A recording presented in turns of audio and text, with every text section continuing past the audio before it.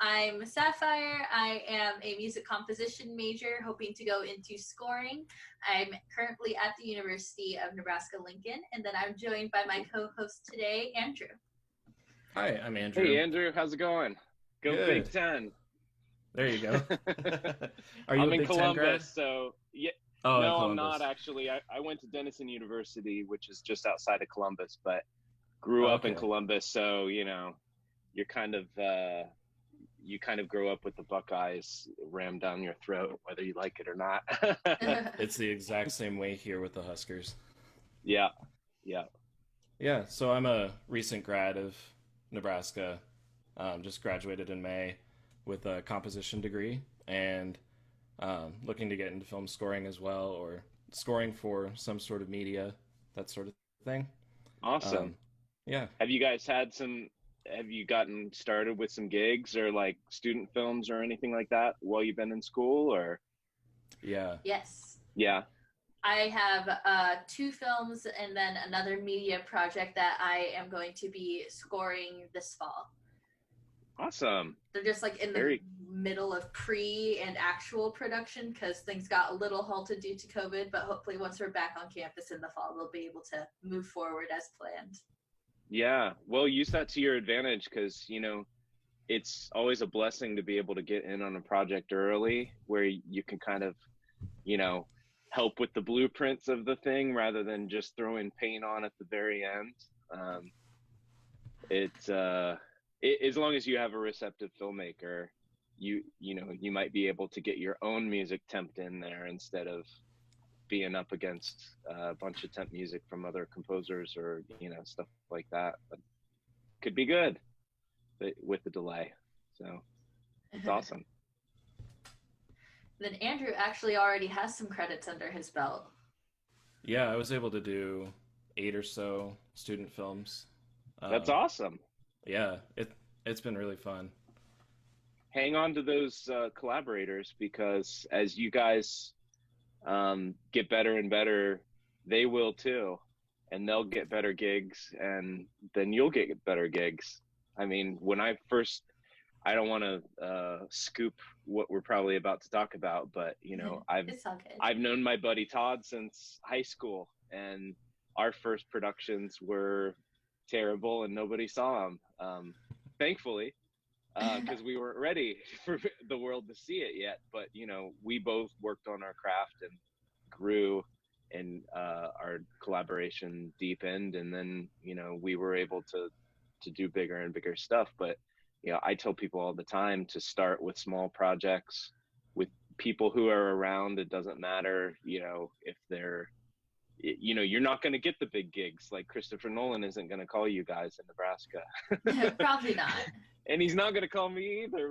Maybe I'm a little closer now, but like, it takes time to go up that trust ladder and build to bigger projects. But it totally starts with smaller things like that. That's awesome that you guys are already got your hands in there because a lot of people wait to see if their degree is just going to like make people call. It was like, I got my first film in Sundance. I thought people would just, oh, I've got it made. I can put my feet up on the desk, but it doesn't work that way. You got to keep hustling.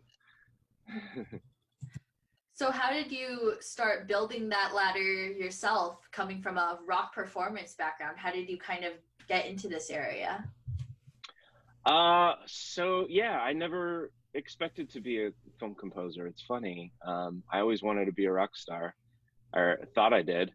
Um, so I was in bands. I started guitar and bass at age 9, um, and my dad. I started on guitar. My dad got a bass. He quit. I grabbed the bass. My brother, my brother was started learning the drums. He kind of quit. I grabbed those drums, and so I had kind of like rock band instruments in my basement. And so my buddies would come over in high school, and would jam. And so that turned into a band. And Todd Douglas Miller, the director uh, of Apollo 11 and Dinosaur 13 and The Last Steps and almost everything I've done, Scaring the Fish and The Trust and Gehenna Bill, all those things. he was the singer in my band, and it was in a, typical cinder block concrete basement, bunch of ratty old guitars and stuff, and we had a $2 garage sale cassette player to record into, and started from there. And then after high school graduation, he went off to film school. I went to Denison on a scholarship. I studied environmental studies, so you guys already have a head start over me by just majoring in anything music related at all. But my first day on campus, I started a band that ended up staying together for 9 years, and it taught me a lot. First off, staying in college was a good thing, even though you could argue that it took some focus away from, just only having my blinders on and only focusing on music. But at the same time, it kind of taught me how to learn. I'm not using much of my environmental studies knowledge right now, but although I have ended up doing a lot of science-based films, so I guess that I kind of still am using it. There is a value to a liberal arts education, but I learned how to learn. I learned how to apply myself, where my limits are, how to organize myself, how to work on a long-term project. Doing an honors research project for a year really taught me that, you can't eat an elephant in one sitting, but you can eat it one bite at a time. I guess that's a terrible analogy, but a film score is very similar. You can't sit down and write an entire film score in one sitting, unless you do something like Miles Davis did, live improv jazz or something. But for the most part, you're working, a lot of times you don't have all the footage. A lot of times you're getting on, like you said, before the production even started, or before they're in post-production and stuff. And it really, you have to organize your thoughts. You've got to have some times when you're just doing improv, or just, you're not looking at picture and you're just trying to get your ideas down. You've got other times where you take those ideas and you put on your editor hat and you're like, what's useful in here? Okay. Yeah. Some of these synth improvisations that I sent to Todd for Apollo 11 were a couple hours long. Oh gosh. But there are gems in there in a sea of nothing. So, there's a lot of stuff that isn't necessarily useful in there, but the seeds of really good stuff can be in there. Like, for instance, the first cue in Apollo 11 came from a 49-minute improv. And it's 49 minutes of me just making weird sounds on the Moog, and then going back and doing cello for 10 minutes. And that became The Burdens and the Hopes, which is the first cue, which kind of plays on the lead up to the launch. And then another section of that later that's not on the soundtrack came from, was used in the countdown cue. So that's just a kind of a tangential, I guess, example of staying organized, always reviewing your old stuff and looking for patterns in your work and applying them forward. I totally learned that in college, and, while I was in a rock band and in a singing group and whatnot. So to get back to your original question, how did being in a rock band translate to, film score skills? I think it absolutely translates that way. I mean, I think it, although my primary instrument is not a keyboard, which would be, that would be super useful if I was a better keyboard player than I am. Because obviously you have a little bit, more control over MIDI instruments and whatnot. But as a clarinetist, I understand. Yeah, you're a clarinetist. Yeah, exactly. But at least you could probably get, now, does the fingering work for that Roland wind controller that they have, or is that more for sax players and flautists? It leans more towards saxophone fingerings. I play both. But there's enough that's similar. I mean, half of the fingerings are already the same between the two instruments. So it's like any other wind instrument. You just got to get used to it. Right, yeah.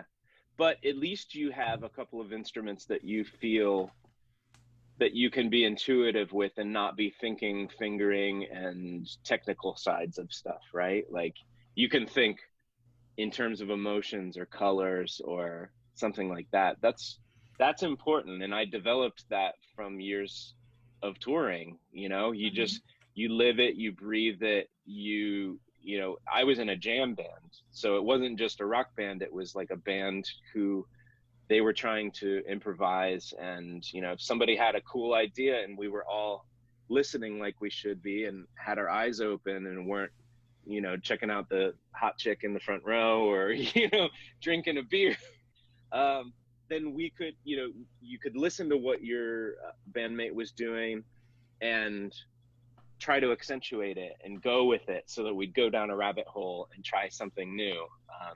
I think all of that teaches you improvisation skills. It teaches you to like deal with whatever kind of idea or energy you have that day, sitting down, trying to come up with ideas, because sometimes ideas come and sometimes ideas don't. But I think the more that you can perform and play on an instrument, the better.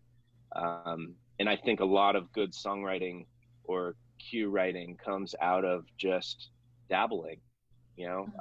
Last night I was watching Ozark and just, I had a baritone ukulele on me, and I was just in between, like when there was no music, I was kind of like trying to come up with ideas, and like I hit my voice memo thing and I recorded probably 4 or 5 different ideas, just because I had it in my hands and I just hit record. You know, that's I think it was John Cleese from the Monty Python, you know, comedy troupe, that was like, creativity isn't a talent, it's a way of operating.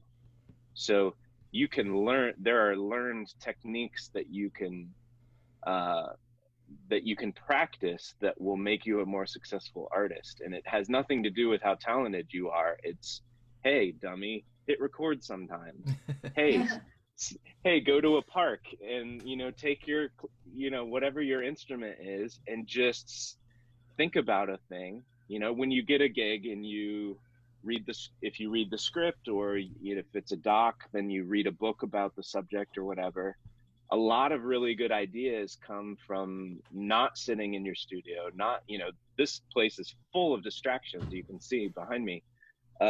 There's a million, it's like a crayon box with like a million colors in it.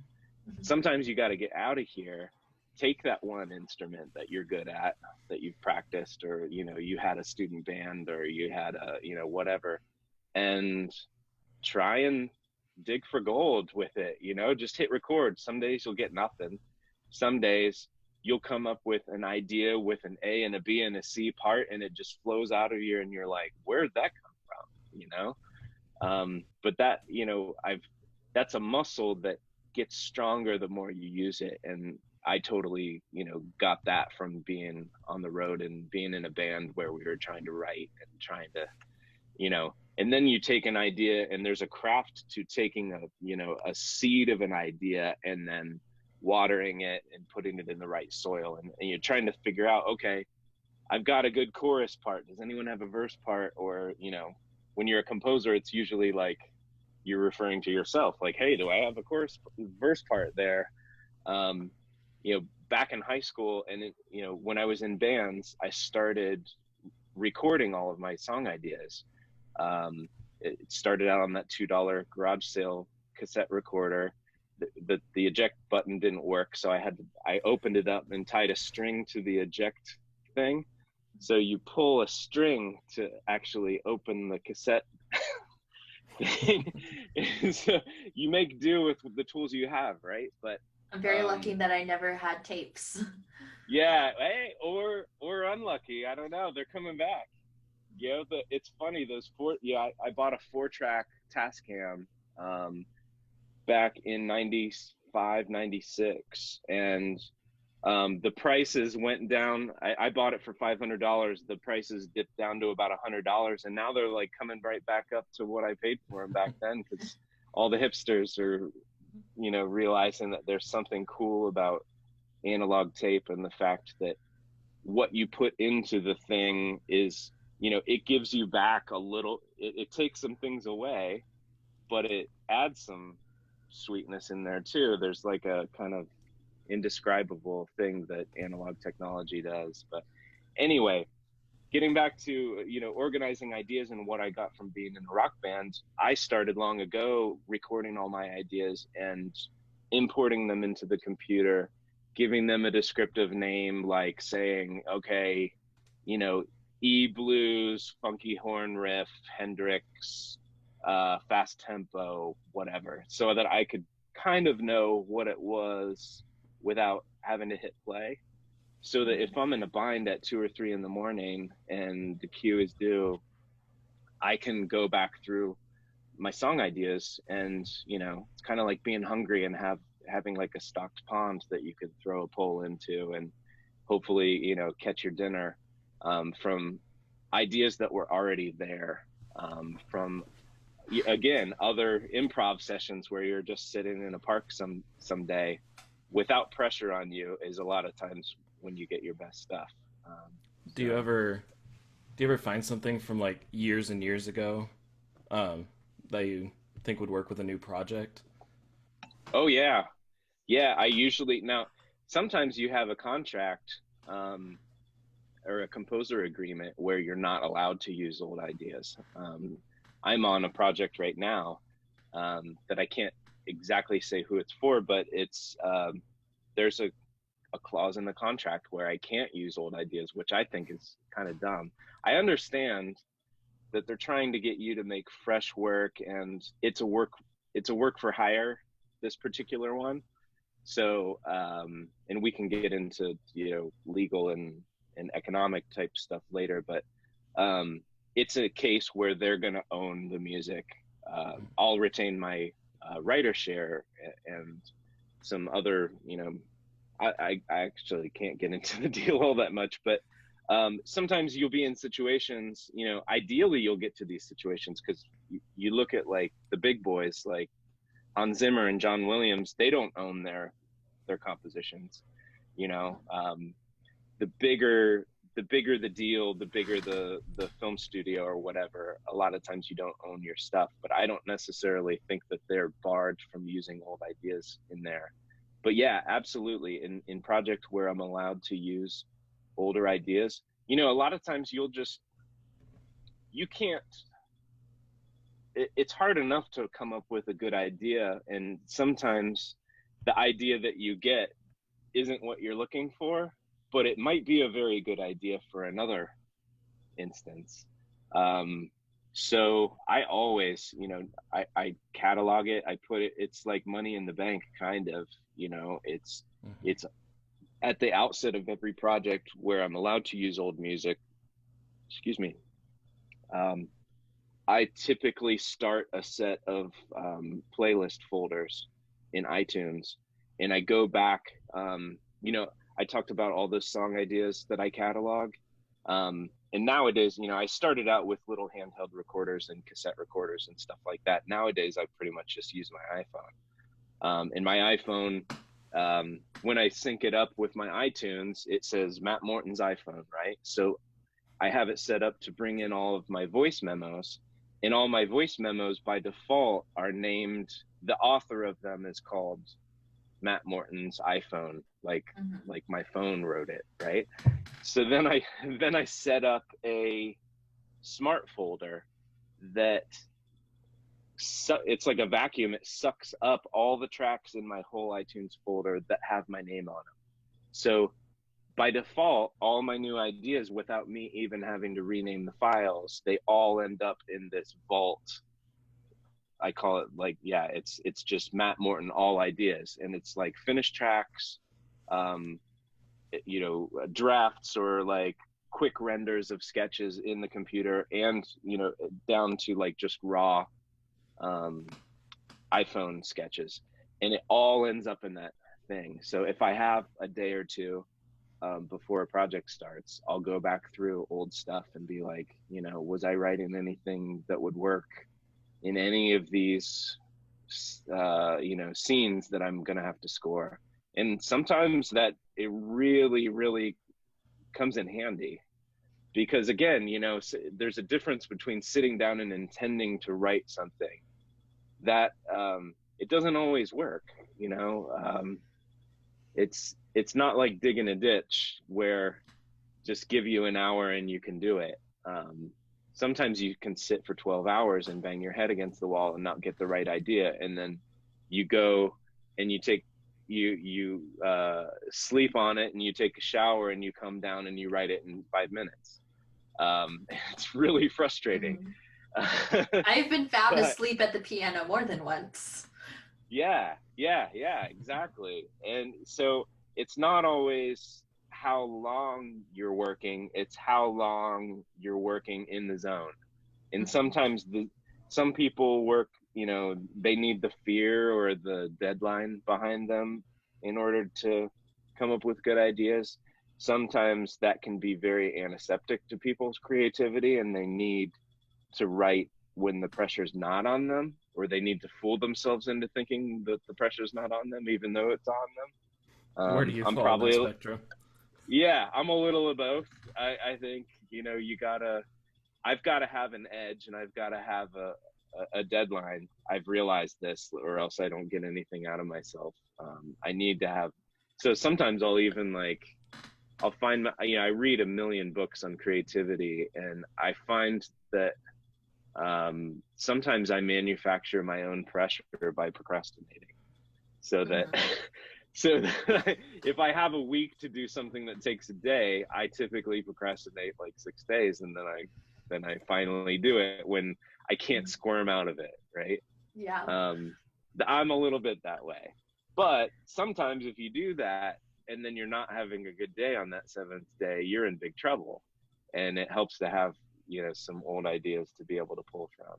So, but yeah, rock, you know, all of that being in any kind of musical ensemble, or even if you're a solo artist, like there's a lot of composers, well, like, you know, Danny Elfman and Hans Zimmer and even Cliff Martinez, those guys came out of rock bands, Trent Reznor.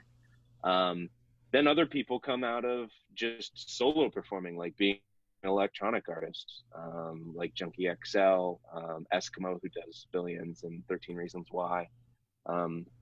Those guys performed not as a group, but as a solo artist, and they're able to pull from the same stuff too. I think you gain a sort of an instinct for what a crowd will like and won't like, and pacing of writing a set list is kind of an art too. And, you know, how you present your musical ideas in a film score, you could kind of think of as a set list, although it's more dictated by the filmmaker than by you. But you can also use that same kind of, you know, loud, soft, loud kind of formula to try to build in a little variation into the sequence of your cues. I don't know. Now I'm just spitballing here. It's all good. So along those lines of pulling from old ideas and your background as a rock musician, would you ever offer up one of your old rock songs for a pin drop on a soundtrack? Well, so Todd Miller's first doc that he did was called Gehenna Bill in 2000 or 2001. And he licensed a couple of tracks from that jam band that I was in. So that was kind of our first, you know, sync opportunity, I guess. And it worked for some B-roll of him, you know. Gehenna is actually the suburb of Columbus where we grew up. So he had some B-roll of, like, you know, he took a shot in the car, and you're seeing, like, you know, the businesses of Gehenna go by in the car. So it worked really well for that. And then after that,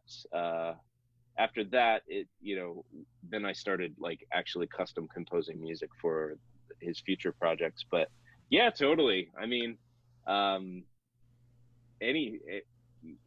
it's like it's so tough to make money as a musician. It's like any little revenue stream you want to take advantage of, for sure. So Do you think you could ever get him to sing on a score since he used to be your lead singer? Probably not. I think he would probably say he'd probably say he was a pretty bad singer. Which I think he was perfect for our band because we were rough around the edges and none of us were actually all that good. But yeah, it was fun watching him. He had a really kick-ass band at his wedding a couple of years back, and he got up and sang some Creedence Clearwater Revival, and it was awesome. He was just, I mean, three sheets to the wind a little bit because it was his wedding, but it was good to see him sing again. But that's the last time I've seen him sing.